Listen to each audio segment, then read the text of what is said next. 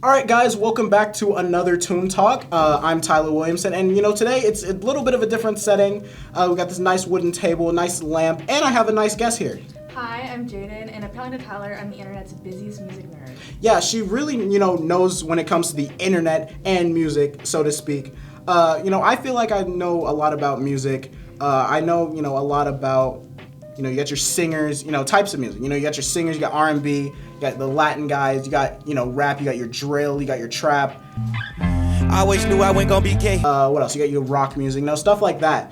But, there is like a type of music that like you could bunch with that type of stuff, but it's so like off from it because of how generic it kind of sounds that like, I feel like you've got to bunch it in its own, and that's like influencer music. You have your YouTubers, you got your Viners from back in the day, you have your TikTokers, you got the random people that you see on Snapchat, like that little, the Discover page, you know what I'm talking about?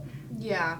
So those type people, and some of them make music, and I'm just gonna say it's not the best. How do you feel about it? I think it depends on like what area like we go back in time in. Like I think 2016 was a really weird year for music because you had like the influencer side of music, which is like YouTube mostly. Like we had a lot of like Logan Paul and Jake Paul and like Rice Gum, and then you also had like a lot of other music like that, like I hate to say it, but like real artists made. Like no, that's how I would describe it. That sounded good.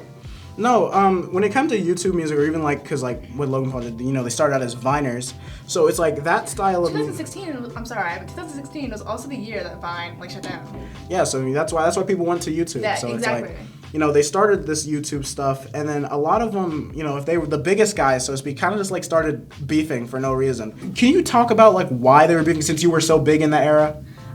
It was mainly for money. Like it was such like this mind-blowing idea, especially to children. Like, oh, these two brothers are beefing out on the internet. They both have like a bunch of money, and like you just wanted to see what was going on because like you never would have thought like, oh, these two brothers would like expose each other like out on the internet.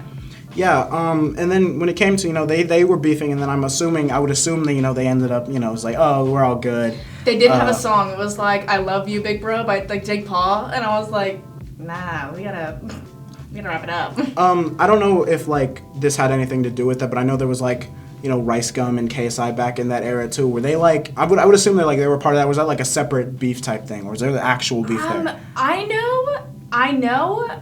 Again, it's kind of embarrassing. I was a big low ganger at the time, but I also knew about like Jake Paul's drama as well. I don't know if it was that year, like 2016, like specifically, but I know like Jake Paul, like him and his girlfriend broke up, and she had like put out a bunch of allegations online. I have no idea if any of them are true. I didn't like literally like look into the situation.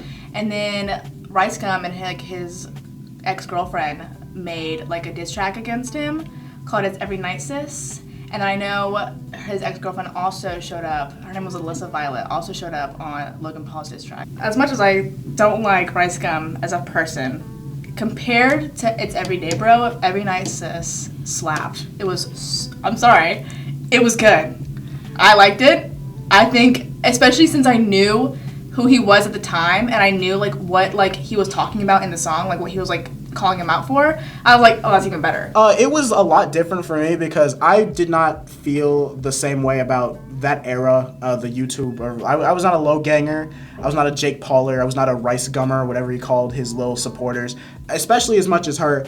I was never that much into that era. I had my era, which was like, the SoundCloud era. That was more where I stuck. I didn't really get into the cloudy diss track era. It just wasn't really for me. So listening to the music back then, even though I knew who they were, but I kind of had like a negative bias towards it because I was like, I don't like these people. So there's no way that I'm just like gonna like what they make. Especially with It's Everyday Bro. That song is not good. It's everyday, bro, with the Disney Channel flow. 5 mil on YouTube in 6 months, never done before. Past all the competition, man. PewDiePie is next, man. I'm popping all these checks. It's Every Night Sis was like, all right, and I feel like listening to them 6 years later, kind of gives me, or 6 years later, gives me like kind of like not a new light because it's still not like music. It gives me a new light on them and that era because now I'm kind of looking back on it instead of looking at it as like, oh wow, that was really something, I definitely agree. Like with the Rice Gum song, I don't think. Granted, I think it's really good compared to Jake Paul's song. Like as like a callback to like Jake Paul's song, I think it's way better than like It's Everyday Bro. But I would never play that song like in the car with my friends and be like, "Yo, listen to this banger I just found." Like that's so because it's a bad song. Like it's not like an actual good song. But like when you compare it to other music, it's better than like what Jake Paul put out. Yeah, and there's this one thing that I heard someone say one time. It's like when you're listening to influencers make music, it's a lot different from listening to like an actual artist making music because it's like I feel like you gotta hold it to a lower standard. So me saying like let's say Rice Gum drops an album right now, and I say it's like a 7 out of 10 for Rice Gum standards because he's a streamer, he's a YouTuber, all that. It'd be different from me saying like Drake or something dropped a 7 out of 10 album, especially Drake, because I feel like Drake is held to a higher tier than rappers in general. So me saying he had a 7 could be like a 9 for someone else, but a 7 for Drake would have to be like a 20 for Rice Gum, you know? Yeah, it's all about like their personal tier. It's like perspective. KSI, he makes music now. And I think he does have a few select good songs, but overall, when I listen to KSI's music, I don't really enjoy it. Well, and this is another thing, is like I've never enjoyed KSI as a YouTuber too. Yeah. Like I don't watch Sidemen, I don't watch that type I stuff. think I've watched like one segment. But what the craziest part about KSI is for me is in terms of the way he's able to network into features, he has to be the biggest out of like the influencer era because he's getting crazy rappers, crazy artists, crazy legends. Like there's a song with Lil Baby and Rick Ross. That is that you're not just paying for those features. Like they have to respect him enough to do that. So it's like really weird that KSI garners this kind of respect when I feel like a lot of people don't listen to his music. Like he's not seen as an artist and he's not like the biggest out there in terms of social media. So it's really crazy that bigger people in social media that make music don't get these features because there's one song literally that has 21 Savage and Future. Granted the song is not good, but it's like how does he do it, I think what you said you see him more as like an artist than you do like a YouTuber. At this point, yeah. I think the only reason why you think of him as more of an artist is because you don't actually watch his content. Like he is just as much a YouTuber as like anybody else is. Like I think he puts out a consistent amount. I think he even streams. I'm not 100% sure though. So he is a YouTuber, but like I think the main reason why you pull him to a different standard is because you don't watch his content. And after that, it's more so. This is like the beginning of the TikTok era. I feel. I don't know who the first like TikToker was to really start like blowing up and then make music. Probably I would have to say it was probably like either like Jaden Hossler, Lil Huddy, or Dixie D'Amelio. I don't. I'm gonna be so real. I don't know who the first one is like in full. Jaden Hossler's like in the Hype House. Has the same name as me, which is upsetting. It looks like he kind of looks like he looks like a more buff version of Lil Huddy. But I feel like a lot of people like on the TikTok that side like kind of look the same. So it's like. Oh yeah, no, they all do. Because they're all attracting to like the same.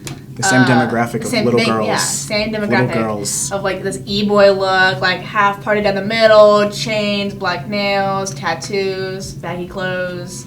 Yeah, and with some of their music, especially Lil Huddy, like she said, he has that demographic, but he also makes music like that, which I would say he's one of the better influencer artists, specifically because instead of making basic pop music or basic trap music or trying something out of his company, he makes rock music, which I feel like is a lot harder to pull off and make sound good than like a rap song, because I feel especially with the demographic he has. Like I don't think a lot of like teenage girls are gonna be like, oh, I really want to listen to some rock right now.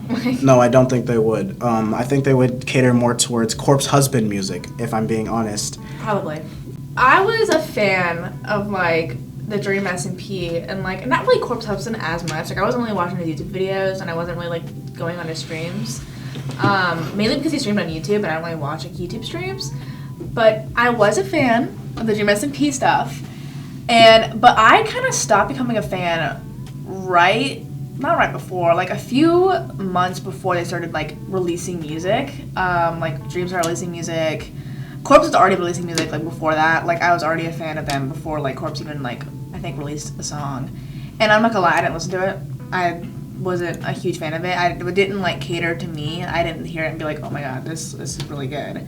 Neither did Dream's music. I think Dream's music. Oh no, it's really bad. I wear a mask with a smile for hours at a time. Stare at the ceiling while I hold back what's on my mind. Another artist. I don't know if I wasn't paying attention. I'll be so real. If you mentioned Wilbur Soot, yes, get into that. Okay, so I remember since I was a fan of Dream SMP, I wanted to like see like what these like creators were making, and I'm not gonna say I was like a diehard stan. Like I wasn't like tweeting at them every day, but like I went and listened to like Wilbur Soot's music, and I think I really wanted to like it because I really liked his content on YouTube, and I still do. Like I still like Wilbur Soot's content on YouTube. Like even though like his fan base is like different than what it was, I still enjoy like the content he makes.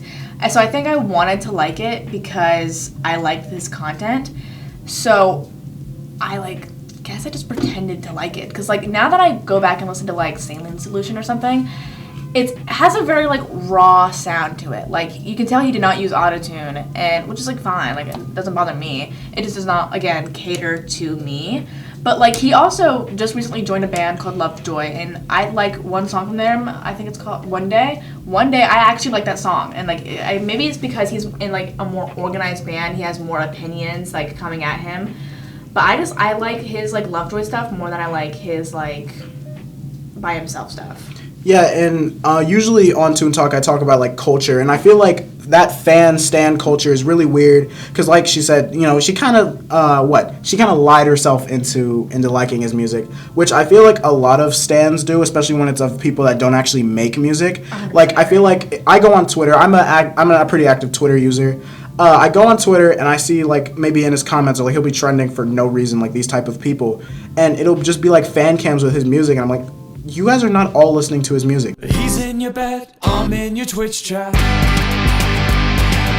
I've got the key and he's just a door. Addison Rae, she's known for dancing and making stupid faces, and that's really it. And she released a song. It's like a pop song, so it's different from like the traditional rap stuff that I feel like a lot of people try and do. But it's really weird because of the fact that it's not bad. It's just so generic that it's not good. The craziest thing about it is I saw, before she even started making music, I saw pictures of her in the studio with the Kid Laroi, who blew up off a song based on her. But when that picture came out, people were like, no, please keep Addison Rae away from the Kid Laroi. She's gonna ruin the song. The song is not good, by the way. It's not good. It's easily the worst thing Laroi has ever put out. But it got his name out there. It got him numbers, and look at him now. He's one of the biggest. So TikTok can really help that. And another huge TikToker that makes music, Dixie D'Amelio. And that one's very controversial. Everything she puts out is controversy because people are like, is this good? And then it's like, the really bad ones like, this is really bad. But the good ones are like the all right ones are like, are these actually good? Or am I just saying this once again because I'm holding her to much a lower standard? But like, they're okay. And Dixie has released some really bad songs and basically got bullied off the platform every time. If it's bad, they're going to let her know, Yeah. I mean, I actually kind of feel bad for Dixie because like, I think she like blew up, and I don't know if she has like a passion for music or if she like is just doing it because like management's telling her to. But I feel like she does. I feel like she does have a passion for music, and she actually wants to make this music. But people are again like holding her to this super high standard, especially because of who her sister is. Because biggest in the world. I don't think she would have blown up if it wasn't for her sister. Like, no, and that's not. And I don't mean to like. Cause that kind of sucks because like I feel like she definitely feels more like looked down on. Maybe that's why she's trying to make music. Maybe she's like trying to go on a different platform than her sister to like build her own like fan base and her own career. But I think she's just like this like teenage girl. She's like what, 19? Yeah. So I think she's just like putting out music. Maybe someone's telling her to do it. Maybe she doesn't actually want to do it. Maybe she's actually trying, and people are just like relentlessly bullying her for how bad her music is. And I feel like that definitely like probably takes a huge toll on her mental health. No, it definitely would. Which is crazy because there are other artists that make very similar music or music that I would say is worse than that, and they don't get any backlash. I'm gonna start with Bella Poarch, because Bella Poarch has like 2 songs out, and to me they both sound the same, and they're not even like that good. They're just like, there's something all right. I think the cinematography, if you've ever watched the videos, the cinematography. Oh no, the videos are crazy. Really good. No, it's like really, but I feel like they focused way too much on making like the video portion like amazing, and then like they didn't really try hard enough. Especially for, like writing lyrics. the songs, like writing. My heart told me I need fixing. Said then I'm just nuts and bolts. A lot of parts were missing. Yeah, but like I said, the music does not hold up. And the last one I want to talk about, real, because I had a real bone to pick with this one. One of the biggest artists in the world got her break off TikTok. Olivia Rodrigo. Can we? I want to talk about her real quick. I don't know where she got her upbringing from. I know it was from Disney. I don't remember what show she was on, but like it's crazy to see her get like as big as she is. Because I think when she dropped Sour, she was like what? That was like she went number one. Obviously, she sold like what 200K off a debut. 200K off a debut. There's like some punk rock and there's like some mellow pop music. But like all the mellow pop ones or the mellow ones, they sound the same. When I heard Driver's License for the first time, I was like, this is horrible. And there are a lot of songs of hers that I think are genuinely horrific. But there are like 2 or 3 that I listen to and I'm like, okay, these are actually decent. And I think what irritates me the most is how big she got off of these very generic songs. Because it's like, people are looking at it like like no one's ever talked about this stuff before. When in reality, it seems like everybody talks about this stuff nowadays. Like these relationship issues. And all of these issues are with the same person who I've seen Olivia Rodrigo's fans go and attack off of these songs. So it's like, is it really worth it? Because it's like, oh, they just like had a normal relationship and they broke up. And he moved on, like, and he's getting like attacked for it. Like, is that not like that's a little too much for me? Kind of reminds me of like Taylor Swift. Oh yeah, Taylor Swift, and I feel like some of Ariana Grande's relationships, Possibly, especially after Thank You Next. Especially after Thank You Next, yeah. I mean, I don't think she meant like any like malicious intent behind Thank You Next, but I think like there definitely was some sort of bad. You're giving social media influencers these big platforms to put out music, and then it gets promoted like as if someone like huge is doing it, which I mean they are huge in their own way, but their music doesn't live up to the hype, and then they get like upset that they're getting all this backlash due to the fact that like so many people are seeing it. It's like, oh, you're not really good at this, but you're gonna keep doing it, whether it be like she said for the money or whether it be because it gets your name more out there, or brand deals or stuff like that. It's like, when is it like you gotta know when you're not good at something, I think that'll be the end of this one. I've been going on for quite a while. I've been Tyler Williamson. This has been Jaden. I'll see you next time.